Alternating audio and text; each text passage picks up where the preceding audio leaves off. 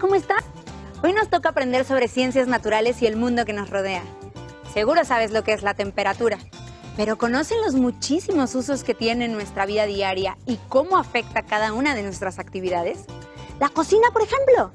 La temperatura es un elemento fundamental al preparar los deliciosos platillos que comemos todos los días.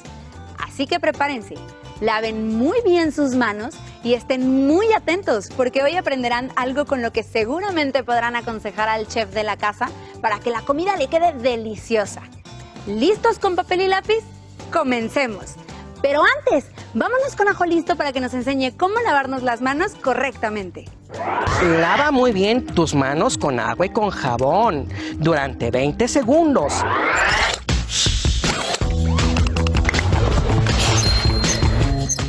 ¡Atención! ¡Atención! A continuación, información importante.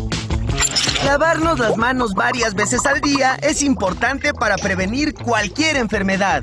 Sigue estos pasos para hacerlo correctamente. Moja tus manos. Usa suficiente jabón.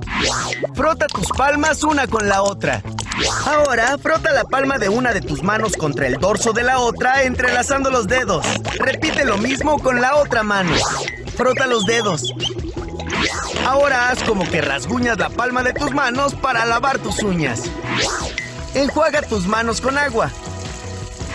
Sécalas con una toalla y ¡listo! ¡Tus manos están limpias! Si no tienes agua y jabón, usa desinfectantes a base de alcohol. ¡Cuídate! Y no olvides tus materiales para anotar las preguntas y actividades que se te piden, para que cuando acabe el programa puedas responderlas y hacerlas a tu ritmo. Ahora vamos a identificar que la temperatura y el tiempo influyen en la cocción de los alimentos. Para eso seleccionamos 2 videos para ti. Al final te haremos algunas preguntas para que apliques lo que aprendiste. En el siguiente video observarás que la cocina es un verdadero laboratorio en el que se realizan diferentes procesos que influyen en la cocción de los alimentos, pero también en la transformación de sus sabores y propiedades. Pon mucha atención. Este es el huevo de una Gallus gallus domesticus, o también conocida como gallina. Tiene un líquido incoloro llamado clara que protege al óvulo dentro de la cáscara. Este óvulo tiene una forma redonda amarilla, también conocida como yema. Si lo dejamos caer sobre un sartén caliente, podemos observar cómo deja su forma líquida y se va transformando en un sólido. Además, la clara está adquiriendo un color blanco opaco. ¿Y cómo ocurrió esto? ¿Por arte de magia? Pues no, por algo más interesante. Verán, al estar expuestas a altas temperaturas de la sartén, las proteínas del huevo se agitan entre sí, rompen sus enlaces y forman nuevos, más estables, generando así un estado sólido. Esto también le da el color blanco opaco. Y todo esto puede ser descrito como química y física trabajando juntas para hacerte un rico desayuno.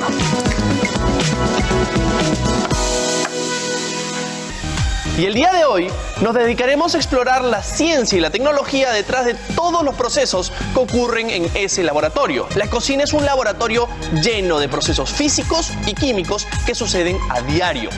Pero la ventaja es que en ese laboratorio cada experimento puede terminar siendo un delicioso plato de comida. Imaginen, por ejemplo, lo que tienen que hacer para transformar un montón de ingredientes en un tiradito, o en un agua arroz chaufa, o en unos tallarines, o en un lomo saltado. ¿No les está dando hambre como a mí? Entonces, ¿qué hace a estos platos tan ricos? Huelen bien, saben bien y hasta se ven bien. Bueno, después de todo, son nuestros sentidos los que reúnen la información de los platos para que nuestro cerebro determine qué platos nos gustan y cuáles no. Vamos a ver cómo. Los sentidos son la manera en la que percibimos el mundo a nuestro alrededor. Estos son la vista, el olfato, el gusto, el tacto y el oído. Con estos podemos, por ejemplo, ver los colores y las formas de un plato o de sus ingredientes. Podemos olerlos para saber qué tan frescos están o para anticipar si la mezcla nos va a gustar. tenemos alrededor de 30 millones de receptores para esta tarea. Podemos tocar la comida y sentir las texturas y la temperatura. Y hasta podemos escucharla mientras está siendo preparada o mientras la masticamos. Pero quizás ninguno está tan asociado a comer como el sentido del gusto. La lengua tiene una superficie compuesta por papilas gustativas. Y estas nos permiten diferenciar los sabores de la comida y es la principal responsable de que nuestro cerebro decida si el plato nos va a gustar o no. Sin embargo, con estos sentidos no solo podemos diferenciar si la comida nos va a gustar o no, sino que también puede protegernos, evitando, por ejemplo, que consumamos alimentos podridos o en mal estado. Pero enfoquémonos un momento en el sentido más cercano a la comida. Esta puede reconocer un total de 5 sabores: el dulce, el salado, el ácido, el amargo y el menos conocido de todos, el umami, que significa sabroso en japonés. Pero recordemos que nuestros sentidos son solo los receptores. Quien manda y define qué nos gusta y qué no es el cerebro. Y hasta ahí todo muy bien. Pero me pregunto, ¿qué es exactamente lo que hace que la comida sea percibida de una u otra forma? Bueno, el secreto está en los elementos que la componen. Vamos a verlos.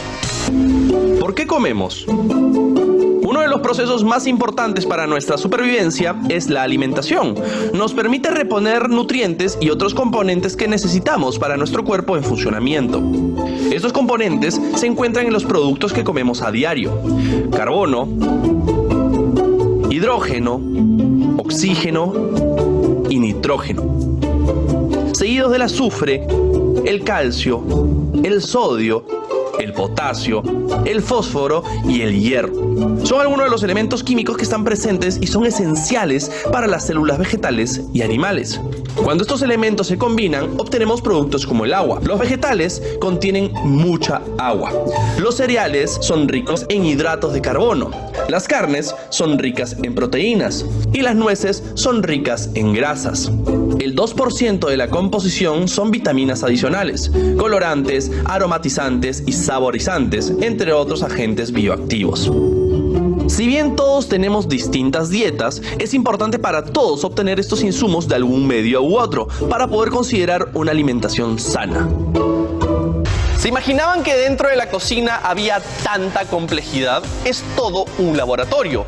Pero mejor así, ahora se dan cuenta que hay mucho para hacer y sobre todo usando nuestra creatividad.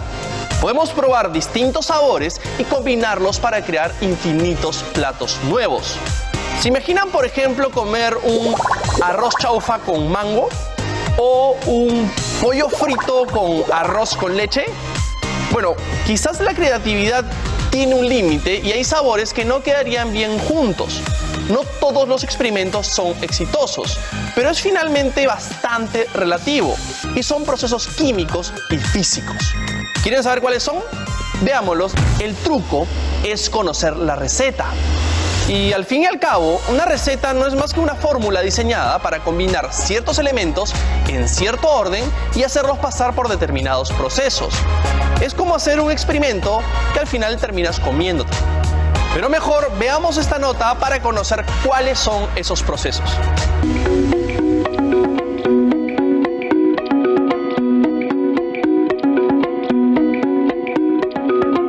¿Cuáles son los procesos que suceden en la cocina? Mencionamos antes que todos nuestros alimentos están compuestos por agua, proteínas, lípidos y carbohidratos. Y la interacción físico-química entre estos compuestos es lo que produce texturas contrastantes. De esta forma, los sabores se complementan y experimentamos los distintos platos.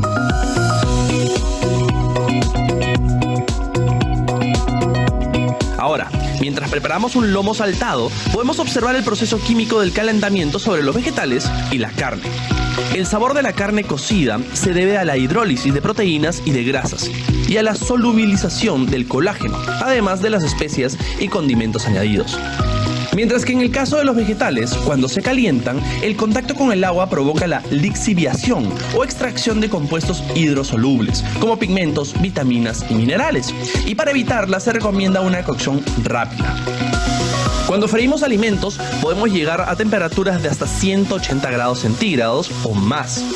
A estas temperaturas, el aceite funciona como medio transmisor de calor, se mantiene líquido y sin alterar. Por otro lado, la cocción con vapor logra reducir el tiempo necesario para que la comida esté lista. En la olla a presión, el agua hierve a 120 grados centígrados.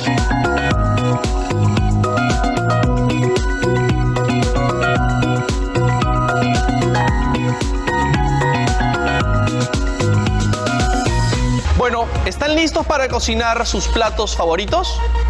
Yo todavía no, esperen un ratito. Verán, la verdad siento que estos procesos se asemejan más al de un trabajo en un laboratorio, y qué bueno que sea así, porque esa similitud con un laboratorio quizás ayudó a desarrollar una mirada científica entre nuestros ancestros. Y eso podría haberlos impulsado a experimentar con distintas recetas, ingredientes y técnicas de cocina. Es decir, nuestros ancestros, apenas gente de las cavernas, ya cocinaba. Probablemente no tan rico, pero lo hacían. Y seguramente para ellos era mucho más complicado hacerlo. No prendían la hornilla con un botón, sino que tenían que hacer una fogata. Y si querían comer carne, tenían que cazar un animal. Hoy en día, preparar nuestros alimentos es cada vez más simple y está al alcance de más personas. Veamos cómo la tecnología nos ha ayudado con esto. La historia de la cocina, como hemos dicho antes, data de miles de años atrás.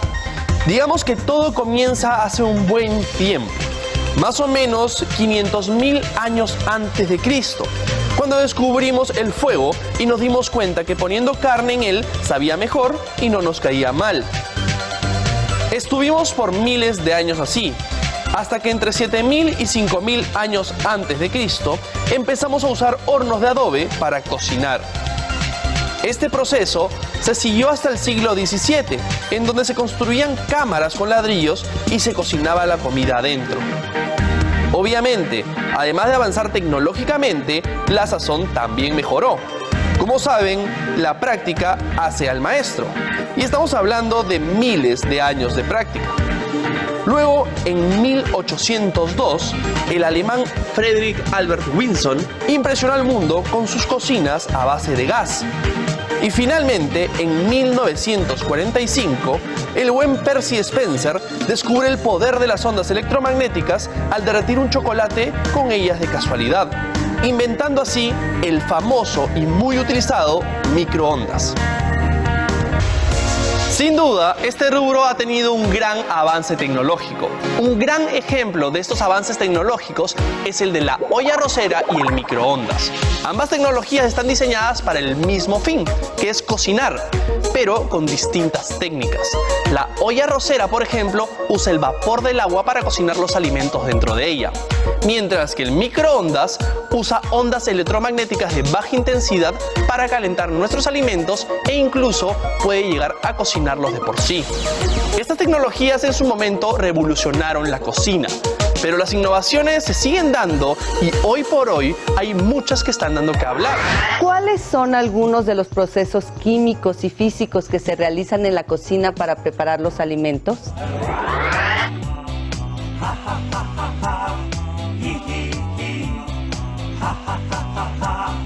¿Cómo influyen los procesos de cocción en la consistencia de los alimentos, en sus sabores y en sus propiedades?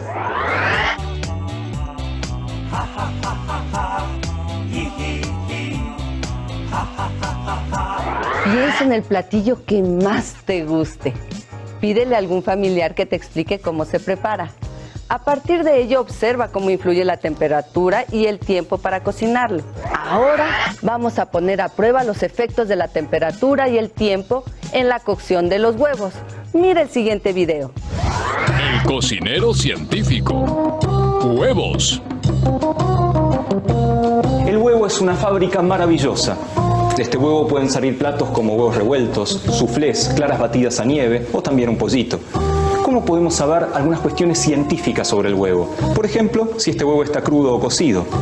La forma más sencilla es poniéndolo a girar sobre la mesa. El huevo crudo, como vemos, gira bastante mal, mientras que los huevos que están cocidos giran mucho mejor.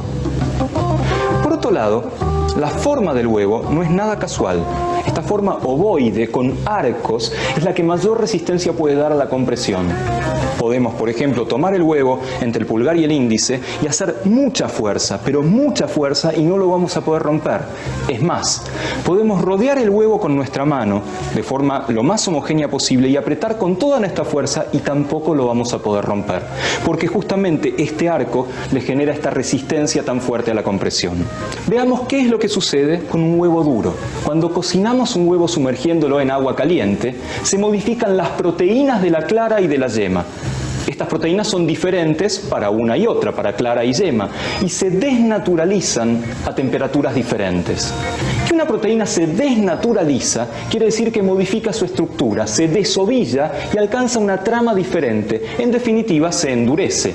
Esto quiere decir que las proteínas de la clara y de la yema se van a endurecer a temperaturas y tiempos diferentes.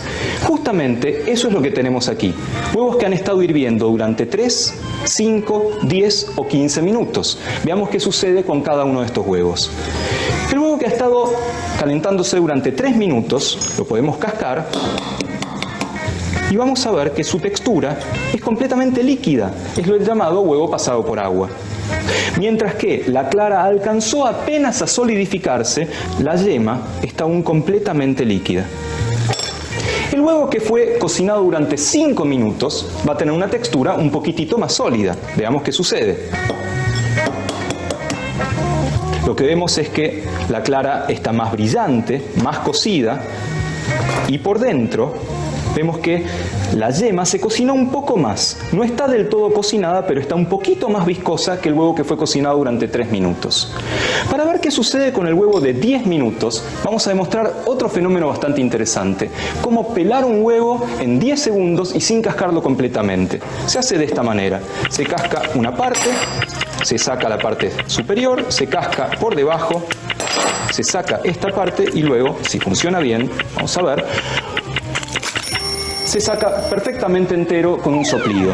¿Lo vemos otra vez? Paso 1, golpear. Paso 2, pelar. Paso 3, golpear nuevamente. Paso 4, pelar el lado opuesto. Paso 5, soplar. Paso 6, a comer. Continuamos. Y lo que vemos además es que este huevo que ha sido cocido durante 10 minutos también se puede cortar porque ya la yema está sólida.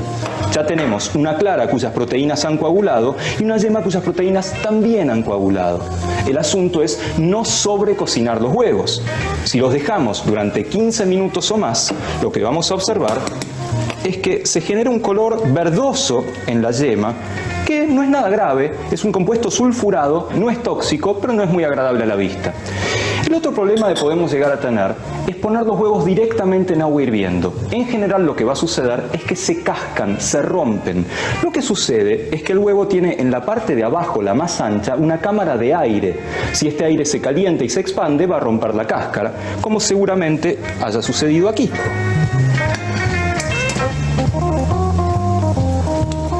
Efectivamente, este huevo que fue colocado en agua hirviendo se cascó completamente. ¿Cuál es la solución para esto? Por más que no parezca demasiado práctica, la solución es tomar una aguja o un clavo y hacer un agujero en la parte de la base del huevo. No tengan miedo, se puede hacer un agujero bastante grande y no se va a caer nada. Por este agujero entonces lo que va a suceder es que el aire cuando se expanda y se caliente va a salir como un jet, como burbujas, y lo podemos poner sin ningún miedo en el agua. Este huevo seguramente no se va a cascar. En definitiva, ya aprendimos cómo discriminar huevos crudos de cocidos, vimos que la temperatura y el tiempo de cocción influyen sobre la textura de la clara y de la yema, sabemos también que para que no se casque un huevo se le debe hacer un agujero y por último aprendimos una forma espectacular de cascar un huevo en 10 segundos. A partir de lo que aprendiste en ambos videos, describe las diferencias entre huevo cocido, huevo estrellado y huevo revuelto y explica con tus palabras a qué se deben.